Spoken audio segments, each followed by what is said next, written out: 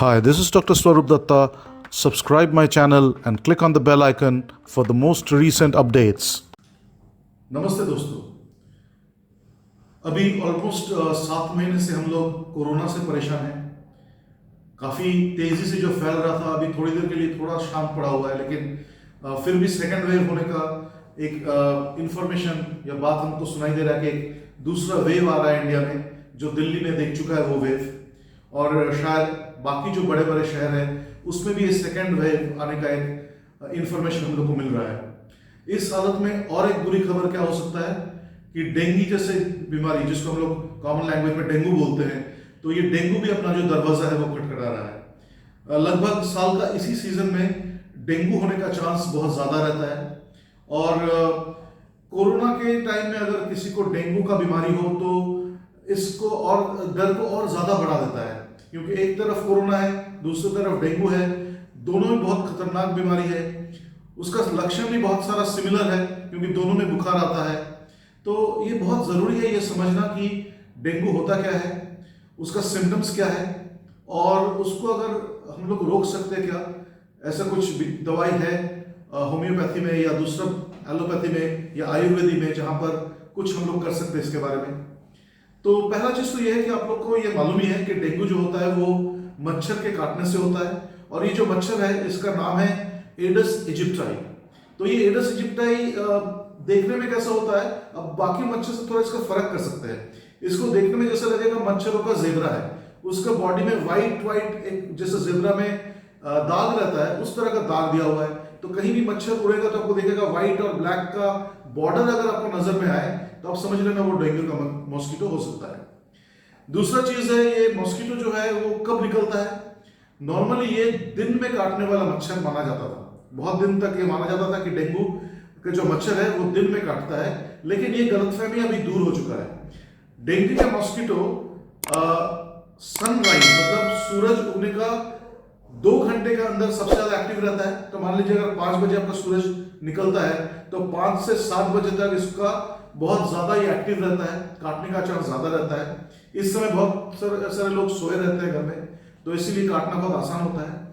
और दूसरा है, सूरज जब डूबेगा उससे 2-3 घंटे पहले वो एक्टिव होता है बहुत ज्यादा, तो शाम का टाइम में भी बहुत एक्टिव हो जाता है। तीसरा चीज ये है कि सुबह और शाम छोड़ के अभी एक दूसरा पैटर्न दिखा जा रहा है कि अगर आपका घर में ट्यूब लाइट या ब्राइट लाइट जल रहा है जो दिन का लाइट जैसा हो, उसमें भी डेंगू का मॉस्किटो एक्टिव हो जाता है। तो ये गलतफहमी था पहले कि रात को ये मच्छर काटता नहीं है, वो गलतफहमी अभी दूर हो चुका है। तो ये कभी भी काट सकता है, और जहां पर घर में लाइट्स वगैरह है, ट्यूबलाइट वगैरह, वहां पर रात में भी काट सकता है। ये बहुत ही एक चालाक मॉस्किटो होता है, छुप के आता है पीछे से, और ऐसे जो एल्बो है या फिर आपका जो एड़ी है, उस तरह का जगहों में जहां पर चमड़ा थोड़ा मोटा रहता है, वहां पर वो छुप के काटता है और लोगों को मालूम भी नहीं चलता कि मॉस्किटो काट दिया। तो ये है मॉस्किटो का काटने का तरीका। मच्छर काटने का लगभग मान लीजिए 3 से 7 दिन के अंदर, या फिर 3 से 15 दिन, अगर हम लोग थोड़ा और बढ़ा के बोले 3 से 15 दिन के अंदर इसके लक्षण आना शुरू हो जाते हैं। तो डेंगू बीमारी का लक्षण क्या क्या है ये जानना बहुत जरूरी है। पहला तो लक्षण ये है कि इसमें फीवर आएगा, तेज बुखार आता है, 104 डिग्री तक बुखार चला जाता है। दूसरा चीज है, बुखार के साथ साथ हेडेक, सर दर्द, और ये जो सर दर्द होता है इसका एक अलग स्टाइल का सर दर्द होता है। ऐसा लगता है जैसे आंखों का जो एकदम पीछे में दर्द शुरू हो रहा है, आंख का पीछे में दर्द शुरू होकर आंखों के चारों तरफ, और ये आपके जो फोरहेड है वहां तक दर्द फैल जाता है। कभी कभी सर के पीछे में भी दर्द होता है। और ये सर दर्द के साथ साथ क्या होता है, हड्डियों में और मसल्स में बहुत ज्यादा पेन होता है। तो डेंगू का इसलिए एक नाम भी रहता है जैसे ब्रेक बोन डिजीज, ऐसा लगता है जैसे हड्डी किसी ने तोड़ दिया हो। तो ये सर दर्द और बॉडी पेन एक बहुत ही कैरेक्टरिस्टिक सिम्टम है डेंगू का, और ये दर्द बहुत ही ट्रबलसम, बहुत ही पेनफुल दर्द रहता है, उसमें काफी परेशानी होती है। तीसरा फिर उसमें सिम्टम क्या है, तीसरा सिम्टम है उसमें नोजिया, जैसे वॉमिटिंग होगा ऐसा फीलिंग आना, वॉमिटिंग होना, कभी कभी दस्त या जिसको डायरिया बोलते हैं हम लोग, स्टमक डिसऑर्डर, वो हो जाता है। वॉमिटिंग कभी कभी बहुत ज्यादा होता है, दिन में 3 बार 4 बार वॉमिटिंग होता है। और उसके साथ जो डेंगू का एक बहुत ही कॉमन सिम्टम है वो है एक रैश नजर आता है। और वो रैश जो है वो एक स्किन का रैश है, छोटा छोटा छोटा छोटा लाल डॉट्स पूरा स्किन में रह जाता है। तो इसको हम लोग रैश बोलते हैं, डेंगू रैश, जो डेंगू को पहचानने के लिए एक बहुत ही कैरेक्टरिस्टिक सिम्टम है। तो अगर आपको फीवर है, वॉमिटिंग सेंसेशन है या वॉमिटिंग हो रहा है, उल्टी हो रहा है, सर दर्द है, आंखों में दर्द है, बहुत ज्यादा वीकनेस है और जो रैश है वो रैश है, तो आप समझ लीजिए डेंगू का लक्षण हो सकता है। कोरोना का जो है उसमें रैश नहीं होगा। कोरोना का जो लक्षण है उसमें फीवर भी थोड़ा माइल्ड रहता है, खांसी रहता है जो डेंगू में नॉर्मली खांसी नहीं रहता है। तो ये एक थोड़ा आप डिफरेंस कर पाएंगे, कोरोना में एक थोड़ा खांसी रह सकता है, फीवर थोड़ा लो हो सकता है, 104 105 डिग्री तक कभी कभी नहीं आता है, या कोरोना कभी कभी एसिम्प्टोमेटिक या कोई सिम्टम नहीं रहेगा, ऐसा भी हो सकता है। कोरोना में एक जो मेन सिम्टम है सांस लेने में दिक्कत हो सकता है, वो भी कोरोना है। तो अभी डेंगू का मैं आपको खासकर बताता हूं कि इसको बचने का तरीका क्या है। एलोपैथी में इसका कोई भी प्रिवेंटिव नहीं है, हालांकि एक वैक्सीन है, 2016 में एक वैक्सीन को आविष्कार किया गया था, लेकिन ये वैक्सीन बहुत ज्यादा टेस्टेड नहीं है और बहुत ज्यादा यूज भी नहीं होता हमारा देश में। तो हमारे देश में डेंगू को रोकने के लिए क्या क्या कोई तरीका है? बिल्कुल है, होम्योपैथी में इसका बहुत अच्छा सोल्यूशन है। वो जो दवाई है होम्योपैथी में जो आप यूज कर सकते हैं उसका नाम है यूपेटोरियम परफोलिएटम। यूपेटोरियम परफोलिएटम होम्योपैथी का दवाई है। इसका 30 पोटेंसी अगर आप दिन में एक बार सुबह एक बार शाम को अगर आप लेते हो तो ये आपका एक प्रिवेंटिव प्रोफाइलैक्टिक ट्रीटमेंट बोलते हैं हम लोग होम्योपैथी में, एक प्रिवेंटिव जैसे काम कर सकता है। हालांकि होम्योपैथी में कोई बीमारी के लिए एक डायरेक्ट दवा होता नहीं है, लेकिन प्रोफाइलैक्टिक ट्रीटमेंट ऐसा होता है कि कोई एक पर्टिकुलर दवाई अगर कहीं पर एक बीमारी बहुत ज्यादा फैल रहा है वहां पर अगर लोग लेना शुरू करते हैं तो उस बीमारी से बच सकते हैं। तो ये प्रोफाइलैक्टिक ट्रीटमेंट में यूपेटोरियम परफोलिएटम 30 पोटेंसी जो कोई भी होम्योपैथी दुकान में आपको मिलेगा, सुबह 2 बूंद और शाम को 2 बूंद अपने जीभ के ऊपर या टंग के ऊपर डालिए और आधा घंटे उसके बाद कुछ स्ट्रॉन्ग जैसे कॉफी चाय ऐसा मत पीजिए, तो आपको बहुत ही अच्छा एक्शन रहेगा। अभी यूपेटोरियम परफोलिएटम छोड़ के और क्या दवाई है? नंबर 2 चॉइस अगर हम लोग बोलेंगे डेंगू में वो है जलसेनियम। जलसेनियम सल्फोविरेंस एक ऐसा दवाई है जो बहुत ही इफेक्टिव है डेंगू में। इसका लक्षण क्या है? जलसेनियम का 3 लक्षण है, डलनेस, डिजीनेस, ड्राउजीनेस। मतलब क्या है? पेशेंट जिसको बुखार है अगर वो बहुत ही निस्तेज हो गया, वो डल है, उसको हमेशा नींद आ रहा है, किसी से बात नहीं करना चाहता है, हमेशा सोना चाहता है, तो ये हो गया ड्राउजीनेस। और उसका हमेशा एक स्टेट ऑफ कंफ्यूजन है, जैसे सर में झिमझिमाहट थोड़ा है, तो उसको बोलता है डिजीनेस। तो डलनेस, डिजीनेस, ड्राउजीनेस ये अगर सिम्टम है तो आप जलसेनियम सोच सकते हो। जलसेनियम दवाई भी आपको 30 पोटेंसी में आप दे सकते हो, लेकिन ये सारा जो पोटेंसी मैं बोल रहा हूं ये डॉक्टर से सलाह करके लेना ज्यादा अकलमंदी है, आप खुद से मत लेने जाओ, लेकिन मैं एक इंफॉर्मेशन के तौर पे ये आपको दे रहा हूं, लेकिन डॉक्टर से सलाह करके आप दवाई लीजिए। जलसेनियम का और एक इंपॉर्टेंट सिम्टम क्या है कि आपको एक ठंडा फील होगा, चिल फील होगा उसको मेडिकली। चिल कहां से होगा? बैकबोन में। ऐसा लगेगा आपका जो बैकबोन है वहां पर कोई बहुत सा ठंडा कोई चीज ऊपर एक बार जा रहा है, एक बार नीचे आ रहा है, एक बार ऊपर जा रहा है, नीचे आ रहा है। ये एक जलसेनियम का टिपिकल सिम्टम है। तो chill in the back, dullness, dizziness, drowsiness, common symptom of gelsemium. इसको छोड़ के और क्या दवाई है? रस्टक्स और ब्रायनिया, और 2 दवाई है। रस्टक्स आप तब दीजिए जब पेशेंट जिसको बुखार है वो ज्यादा चल फिरने में उसको आराम लग रहा है और चुपचाप बैठे हो तो उसको बुखार जैसा लग रहा है या फिर तकलीफ बढ़ रही है, तो रस्टक्स। और अगर उसको चलने से तकलीफ बढ़ रही है, रेस्टफुल कंडीशन में उसको आराम मिल रहा है, तो ब्रायोनिया। और ब्रायोनिया में बहुत ज्यादा उसको पानी का प्यास रहेगा, बहुत ज्यादा पानी पीना चाहेगा, तो ये ब्रायोनिया रस्टक्स हो गया। तीसरा जो एक सिम्टम है डेंगू का वो है, मैंने बोला था वॉमिटिंग या नोजिया। तो अगर हमेशा नोजिया उसको लग रहा है, हमेशा उसको लग रहा है जैसे मेरा उल्टी होगा, तो इसके लिए दवाई है इपिकाक। लेकिन अगर उसको लग रहा है कि जब भी वो खाना देखता है या घर में खाना पक रहा है उसका कुछ स्मेल आ रहा है, उससे उसको वॉमिटिंग लग रहा है, उस हालत में आप उसको देना पड़ेगा आर्सेनिक अमेलगम। ये दवाई होता है वॉमिटिंग सिम्टम का। सर दर्द के लिए भी हम लोग थोड़ा 3 अलग अलग दवा जान लेते हैं। सर दर्द अगर पीछे में हो रहा है, हेड जो सर का पीछे में, तो फिर जल सेकम दीजिए। सर दर्द अगर साइड्स में हो रहा है और आंखें लाल हो गए और बहुत ज्यादा यहां पर जैसे दर्द होना स्टार्ट होता है तो बेलेडोना दीजिए। बेलेडोना में आपको नजर आएगा चेहरा लाल हो जाता है पेशेंट का दर्द से।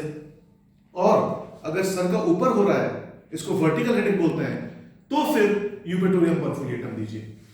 तो ये जो है ये होम्योपैथी का कुछ दवाई मैंने आपको बताया कि डेंगू के लिए जो काम में आएगा। डेंगू का सबसे एक बड़ा खतरनाक सिम्टम रहता है, डेंगू का 3 स्टेज रहता है। एक बोलते हैं फिब्राइल स्टेज, जहां पर बुखार आता है, ये स्टेज 3 से 7 दिन तक रहता है। उसके बाद एक क्रिटिकल स्टेज आता है जहां पर क्या होता है, पेशेंट बहुत ज्यादा वीक हो जाता है और उसके वॉमिटिंग बहुत ज्यादा होता है। कभी कभी उसका वॉमिटिंग से खून आता है या फिर कभी कभी कान से भी खून आता है, इसको हेमोरेजिक डेंगू बोलते हैं। इसमें लोगों का जान भी जा सकता है। तो ये क्रिटिकल स्टेज जो है, इसमें बहुत इंपॉर्टेंट है कि पेशेंट को जल्दी से जल्दी मेडिकल हॉस्पिटल में या डॉक्टर के पास उससे पहले पहुंचा दिया जाए, और अगर इस तरह का लक्षण आए तो आपको तुरंत एक्शन लेना पड़ेगा। और तीसरा जो स्टेज है वो है रिकवरी स्टेज, जहां पेशेंट ठीक हो जाता है। तो डेंगू का 4 तरह का वैरायटी होता है, 1, 2, 3 और 4। इस 4 तरह का स्ट्रेन्स बोलते हैं हम लोग। तो ये स्ट्रेन्स अलग अलग लक्षण होता है, कोई थोड़ा खतरनाक ज्यादा होता है, कोई थोड़ा कम होता है। और जहां तक टेस्टिंग का सवाल है, कैसे मालूम चलेगा आपको डेंगू हुआ कि नहीं, तो डॉक्टर आपको टेस्ट सजेस्ट करेंगे। 2 तरह का टेस्ट होता है, एक को बोला जाता है पीसीआर, या इसको मैं डिटेल बहुत ज्यादा नहीं देता हूं क्योंकि आप लोग कंफ्यूज ना हो जाओ। तो ये पीसीआर टेस्ट सिर्फ ये देखा जाता है कि डेंगू का जो वायरस है वो बॉडी में है कि नहीं, और कुछ दिन बाद पीसीआर टेस्ट और भी कुछ दिन बाद बॉडी में उस एंटीजन, जो वायरस का जो पॉइजन है, उसके बदले में एंटीबॉडी बॉडी ने तैयार किया कि नहीं, जो बॉडी को रक्षा करता है उस तरह का सेल बॉडी ने तैयार किया कि नहीं, उसको देखने के लिए इम्यूनोग्लोबुलिन टेस्ट आता है। तो इम्यूनोग्लोबुलिन टेस्ट और पीसीआर टेस्ट, ये 2 टेस्ट जो है वो आप लोग अगर पता कर लेते हैं कि कहां पर होता है तो आप डॉक्टर से वो टेस्ट भी करवा सकते हैं। ये पीसीआर का फुल फॉर्म है पॉलीमरेज चेन रिएक्शन।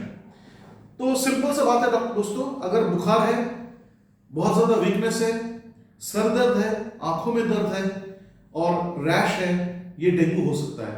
तुरंत डॉक्टर से संपर्क कीजिए और जो दवाइयों का नाम मैंने आपको बताया उसको आप ले सकते हैं। और जो यूपेटोरियम मैंने बताया वो अभी से अगर आपको आजू बाजू में सुनाई दे रहा है कि डेंगू हो रहा है, डेंगू हो रहा है, इधर डेंगू है, उधर डेंगू है, दिन में 2 बार लेना चालू कीजिए।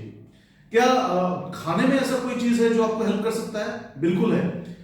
पपीता जो रहता है ना, पपैया, उसका जो पत्ता रहता है, लीव्स, उस लीव्स को अगर आप खाएं तो उसमें डेंगू का जो है बेनिफिट मिलता है, क्योंकि प्लेटलेट काउंट डेंगू में घट जाता है। नॉर्मली हमारा बॉडी में 1.5 लाख से 4.5 लाख तक प्लेटलेट रहता है, लेकिन डेंगू होने से 1.5 लाख से अगर कम हो जाए प्लेटलेट काउंट तो डेंगू हो सकता है। तो पपीता का जो लीफ है, पत्ते हैं, उससे आपको प्लेटलेट काउंट बढ़ सकता है। रेजिन्स, किशमिश जिसको हम लोग बोलते हैं, उसको हम लोग खा सकते हैं। उसके बाद आपको जो फ्रेश फ्रूट्स बहुत सारा, वो हेल्पफुल हो जाएगा आपके लिए। तो ये सारी चीज आप ले सकते हैं। और बहुत सारा ऐसा कुछ कीजिए जहां पर जो पानी है वो आपको बॉडी में जाना चाहिए। तो नारियल पानी एक बहुत अच्छा इफेक्टिव सोल्यूशन है। तो प्रिवेंटिव के लिए भी और ट्रीटमेंट के लिए भी नारियल पानी, पपीता का जूस, फिर अनार, विटामिन सी है ऐसा कोई फ्रूट जैसे मौसम्बी हो गया, संतरा हो गया, इस समय तो संतरा भी मिलता है बहुत मार्केट में, ये सब बिल्कुल खाइए। और यूपेटोरियम परफोलिएटम दिन में 2 बार लेते रहिए, 1 महीने तक लेंगे तो बहुत ही अच्छा रहेगा। और कहीं पर भी कुछ लक्षण नजर आए, घबराइए मत, जाके डॉक्टर से सलाह कीजिए। और मैं एक बहुत इंपॉर्टेंट चीज जो बोलना भूल गया, मैं भी खत्म करना चाहता हूं उसको बोल के, कि और एक बचने का जो सबसे इंपॉर्टेंट तरीका है जो मैंने मिस किया था, वो है फुल स्लीव शर्ट्स पहनिए। कपड़े ऐसे पहनिए जो पूरा बदन को ढकता है, लंबा पैंट, घर में भी अगर बैठ रहे हाफ पैंट इस समय ना पहने, लंबे पजामे पहने, कुर्ता पहने पूरा फुल शर्ट का। जो मॉस्किटो रेपेलेंट रहता है जैसे ओडोमस क्रीम, इस तरह क्रीम को बॉडी में लगाइए। और इंपॉर्टेंट है जब रात को सोने जाए बत्ती पूरा बुझा दे आप, क्योंकि मैंने आपको बताया कि थोड़ा भी लाइट रहता है तो डेंगू का जो मॉस्किटो है वो एक्टिव रहता है। और मच्छरदानी टांग के ऑल आउट गुड नाइट इस तरह का मॉस्किटो रिपेलेंट लगा के फिर सोने जाए, ये बहुत ही इंपॉर्टेंट है। और prevention is better than cure. घर के आजू बाजू में साफ पानी भी जमने मत दे। गंदा पानी में डेंगू का मॉस्किटो पलता नहीं है, वो साफ पानी में पलता है। जैसे अगर आप एसी का पानी है, कहीं पर कूलर का पानी है, उस तरह का जगह में डेंगू ज्यादा फैलता है। कहीं पर बाल्टी में आपने साफ पानी भर के रखा हुआ है, उस सब जगह में पानी को डेली बेसिस में आप उसको क्लीन कीजिए। आपका घर में डेंगू या आपका आजू बाजू में डेंगू नहीं होगा। मेरा YouTube चैनल को सब्सक्राइब कीजिए, मैं आपको और भी बीमारी के बारे में बताता रहूंगा। कुछ सवाल अगर आपके मन में है, मेरा जो कमेंट सेक्शन है उस पे नीचे कमेंट सेक्शन में जाके कमेंट कीजिए, मैं आपका कमेंट का जरूर जवाब दूंगा। और स्वस्थ रहिए, सुरक्षित रहिए, बिल्कुल मत डरिए और बच्चों को भी सुरक्षित रखिए। So thank you. उम्मीद है आपको ये इन्फॉर्मेशन अच्छा लगा होगा और ये ज्यादा से ज्यादा शेयर कीजिए ताकि लोगों को मालूम चले और वो इस बीमारी से बच के रहे। धन्यवाद, नमस्ते।